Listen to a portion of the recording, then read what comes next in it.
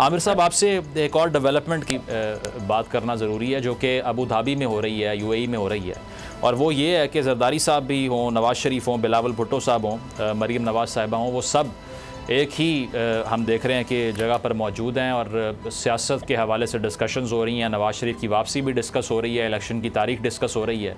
आपको लगता है कि वहाँ पर नवाज़ शरीफ साहब के वापस आने के हवाले से डिबेट सेंट्रल है या इलेक्शन के हवाले से बात पहले की जाएगी? आपकी क्या इतलात हैं? पहले तो मैं आपको ये अर्ज करूं, इस मुल्क की बदकिस्मती देखें कि जो फैसले पार्लियामेंट में और कैबिनेट में हो रहे हैं, होने चाहिए उसूली तौर पे, वो कहीं और हो रहे हैं। क्यों हो रहे हैं? ये मेरे ख्याल में हमारी सियासत की और हमारे निजाम की कमजोरी है कि कन्विक्टेड शख्स, अभी तक तो कन्विक्टेड है ना वो, तो कन्विक्टेड शख्स का इतना सेंट्रल रोल है उसके अंदर। अच्छा, जाहिर है कि दोनों एजेंडा है, दोनों चीजें एजेंडे पर हैं। एक तो कि नवाज शरीफ साहब की वापसी, जो मेरी इत्तलात है, वो इतने कंफर्टेबल नहीं है आने के लिए, जब तक उनको फुल प्रूफ श्योरिटी नहीं होगी कि हर चीज उनके कहते हैं हस्बे मंशा होगी, उनपे केसेस खत्म हो जाएंगे, उनको जेल नहीं जाना पड़ेगा। वो भी अभी तक श्योर नहीं है कि जनाब मैं आऊंगा तो मेरे साथ क्या सलूक होगा, क्योंकि यहाँ पर बादी पलटते हुए देर नहीं लगती। और दूसरी बात ये कि इन्होंने ठीक है कानून साजी कर ली, पार्लियामेंट ने मुतनाज़ा किस्म की कि जी 5 साल की सजा होगी उसकी, और उसके बाद वो जो है इंतखाबात में हिस्सा ले सकेंगे। मगर नवाज शरीफ का केस ऐसा है कि इनकी रिव्यू की भी जो पिटीशन है वो कंप्लीट हो चुकी है, तो वो अनकॉन्विक्टेड नहीं आ सकते।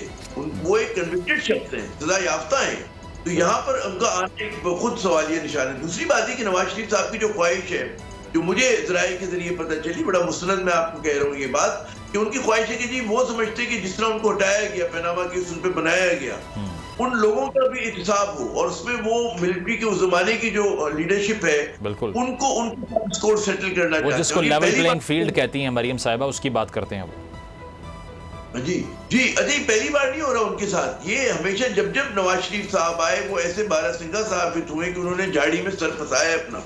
और उनका हमेशा जो एस्टेब्लिशमेंट के साथ रही है, वो अपने वक्त की जो लीडरशिप थी उनके साथ रही है, चाहे वो मुशर्रफ साहब हों, उससे पहले अगर आप देखें जहांगीर करामत, आसिफ नवाज, फिर अब देख रहे कि बाजवा साहब से उनकी क्या मोहब्बत का आलम था, क्या तनकीद करते थे। नहीं तो आमिर साहब, जो हाई पावर कमेटी बना दी है शहबाज शरीफ साहब ने, उससे फिर तवक्कुआत नहीं है आपको कि वो सारे जो रोड ब्लॉक्स हैं कानूनी, वो साफ कर देंगे उनके रास्ते से? देखिए, कानूनी रोड ब्लॉक जो है वो इस तरह से साफ नहीं हो सकता कि आप जो है ब्लैक को व्हाइट कर दें, ये मुमकिन नहीं है। आप मतलब अभी भी लोग बहुत तनकीद कर रहे हैं। मुजम्मिल, आप मुझसे बेहतर जानते हैं कि हमारे यहाँ जो कानून साजी गुज़िश्ता 14 माह में हुई है, वो पर्सन स्पेसिफिक हुई है, वो चंद खानदानों को खुश करने के लिए हुई है ना।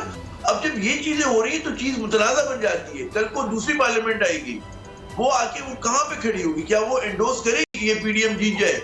हो सकता है कोई और फोर्स हो। तो चले, मैं कहता हूँ इम्कान 2% भी, लेकिन इम्कान तो है। और इसी चीज ने जो है नर्वस किया हुआ है नवाज शरीफ साहब को। खुद फिर नून लीग में लोग अलाइन नहीं है चीजों के मामले के अंदर, मतलब है कि वहां पर भी मुख्तलिफ लॉबीज चल रही है ना। तो नवाज शरीफ साहब का रास्ता इतना आसान नहीं है। अभी भी कहते हैं ना कि इश्क के इम्तिहान बहुत हैं और हनोज दूरी दूरस। बिल्कुल आमिर साहब, इसके अलावा भी एक रिसेंट डेवलपमेंट भी हम देख रहे हैं, जिस तरह से अभी बोल न्यूज़ की स्क्रीन पर भी चल रहा है कि जरदारी साहब की और नवाज शरीफ साहब की मुलाकात हुई है और चंद आम नकात पे अग्रीमेंट नहीं हुआ उनका। अब आपको लगता है कि ये जो निगरान वज़ीर-ए-आज़म के हवाले से ख़बरें गर्दिश कर रही थी कि जरदारी साहब चाहते हैं कि उनकी तरफ से कोई शख्सियत प्रिवेल करे इसमें, तो उस पर ये रोड ब्लॉक है, उस पर डेड लॉक है जो कि सॉल्व नहीं हो पा रहा? देखिए, ये तो सिम्टम है। एक चीज बिल्कुल ध्यान में रखें कि पीटीआई की मुखालफत की वजह से ये दो रिवायती हरीफ पीपल्स पार्टी और नून लीग, जिनकी दुश्मनी और सियासी एक दूसरे से टकराव की जो है वो मतलब 25-30 साल की तारीख है। बल्कि साहब के दौर से वो पूरी तारीख शुरू थी कि नवाज शरीफ तो उन्हीं की नुमाइंदगी किया करते थे। तो वो न जरदारी साहब भूले होंगे, उनके साथ तशद्दुद हुआ, उनके साथ जो कुछ उनके केसेस बने, ना नवाज शरीफ साहब माफ करने वाले। जब पीटीआई का कांटा उनके नजदीक निकल जाता है कि डिस्क्वालीफाई हो जाते हैं, फर्ज करें साबिक वजीर आजम, और पीटीआई को जो है कॉर्नर कर दिया जाता है, तो उसके बाद फिर किन के दरमियान मुकाबला होना है? वो मुकाबला नून के दरमियान और पीपल्स पार्टी के दरमियान होना है आखिरी तज्जिए में जाकर। तो वो उसमें ये लोग जब फिर आखिरी उसमें मरहले में दौड़ेंगे तो एक दूसरे के खिलाफ होंगे। और उसमें पीपल्स पार्टी इस वक्त सिंध उसके हाथ में मजबूत है, साउथ पंजाब में वो गेन कर रही है, बलूचिस्तान का मुझे पता है बड़े बड़े सरदार शामिल हो रहे हैं। तो पीपल्स पार्टी बिल्कुल उसके पास ये है कि वो जनाब मखलूत हुकूमत की तरफ जा सकती है, और अल्टीमेट लूजर क्योंकि जितने माशी पहुंचे हुए हैं, जितनी तनकीद हो रही है कानून साजी की, मईशत की, वो नून लीग पर हो रही है। बिल्कुल, तो वहाँ फेस ऑफ द गवर्नमेंट वो हैं। एक दूसरे के मुकाबले होंगे आने वाले दिनों में। बिल्कुल आमिर साहब, इसके अलावा एक और इम्पॉर्टेंट चीज़ जो कि हम देख रहे हैं कि सोशल मीडिया पे भी तबसरे हो रहे हैं उसके हवाले से, और ये खबर भी गर्दिश कर रही है कि आप छोड़ दीजिए कि मरीम नवाज़ साहिबा कंटेंडर हैं वज़ारत उज़्मा की, या बिलावल साहब हैं, नवाज़ शरीफ साहब ख़ुद बनना चाह रहे हैं, जो है वो इस रेस में शामिल होना चाह रहे हैं। तो आप अग्री करते हैं इससे कि ऐसा इम्कान मौजूद है that he wants to come back to premiership? देखिए, उनकी तो मेरे ख्याल में उनकी तो सबसे बड़ा ख्वाब होगा कि चौथी मर्तबा बने वो वज़ीर आज़म।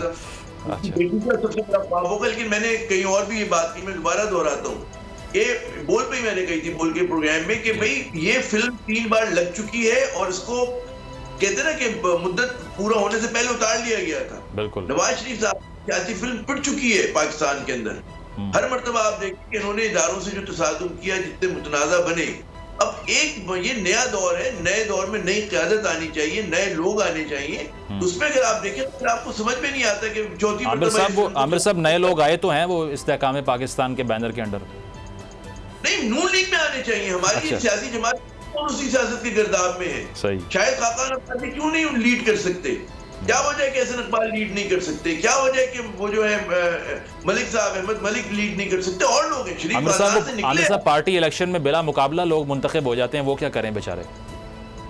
मैं यही तो अर्ज कर रहा हूँ कि हमारा जो असल में जमहूरियत की कमजोरी है वो यही तो है कि हम लोग मौरूसी सियासत के बुत हम पर जो है हमारी जमहूरियत को उन्होंने यरगमाल बनाया हुआ है। तो जब तक आप जमीयत उलमा इस्लाम देख लें, अवामी नेशनल पार्टी देख लें, पाकिस्तान पीपल्स पार्टी देख लें, हकीकी जमहूरियत की अगर आप बात करें तो जनाब पार्टी इलेक्शन होने चाहिए।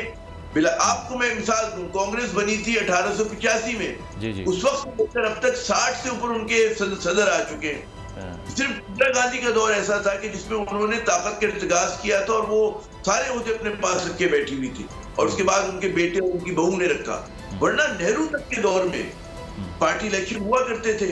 मुस्लिम लीग, ऑल इंडिया मुस्लिम लीग कायद को लोगों ने कहा कि जी आप तायात सदर बन जाए, उन्होंने मना किया। मुस्लिम लीग के इलेक्शन होते थे, सर आगा खान से लेकर मतलब है हजरत मोहानी, अल्लामा इकबाल, सब लोग सदर बने उसके कायदे आजम। तो इन पार्टी से नहीं हो सकता जब प्री पार्टीशन डेज में हम लोगों की रिवायत है। ठीक है आमिर साहब, शॉर्टली ये जो दुबई में हम सारी डेवलपमेंट होते हुए देख रहे हैं, इससे आपको लगता है कोई ब्रेक थ्रू सामने आ जाएगा जिससे पाकिस्तान के ये इलेक्शन का मसला नंबर 1, दूसरा निगरान वज़ीर आज़म का मसला, और तीसरा मैशत का कोई मसला, इस पर कोई ना कोई ब्रेक थ्रू होगा, या आपको लगता है कि ये फ्यूटाइल एक्सरसाइज है, इससे कुछ निकलने वाला नहीं है? मेरे ख्याल में अभी एकदम तो जरूरी नहीं कि हल निकले, क्योंकि दोनों तरफ से जो है वो ब्रिंकमैनशिप होगी।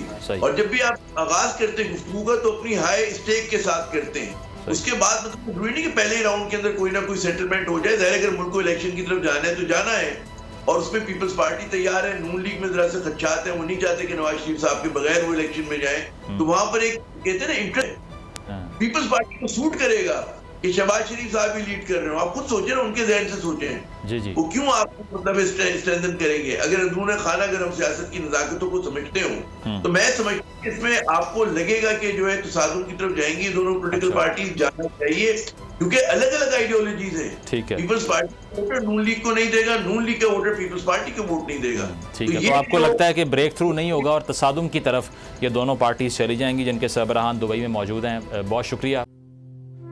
तू की जाने यार अमीना, रोटी बंदा खा जाती है। यूनान में कश्ती उलटने का अलमनाक हादसा, उदास आंखें, चेहरों पर मायूसी, दिलों में अब भी प्यारों के बच जाने की आस। मेरी दरखास्त है वज़ीर आज़म अगे जल्दी तो जल्दी मेरे बच्चे की तलाश की जाए। गम की इस घड़ी में बोल रहा अपनों के साथ, सहाफती फराइज को निभाते हुए पहुंचाई हर खबर अवाम तक। और यूनान में महाजरीन के जहाज को हादसे के बाद अब रेस्क्यू ऑपरेशन खत्म हो चुका है। बोल की खबर पर FIA की बड़ी कार्रवाई, इंसानी स्मगलरों के खिलाफ इकदामात करते हुए गिरफ्तार कर लिया। ह्यूमन ट्रैफिकिंग सर्कल गुजरात ने बड़ी ये कार्रवाई की है, जिसमें कश्ती हादसे में मुलव्वस अहम सरगना गिरफ्तार कर लिया गया है। 68% अवाम ने कश्ती हादसे की पल पल की खबर से जुड़े रहने के लिए देखा सिर्फ बोल न्यूज, क्योंकि बोल है पाकिस्तान का नंबर 1 न्यूज चैनल। सब्सक्राइब करें और बेल दबाएं ताकि कोई खबर रह न जाए।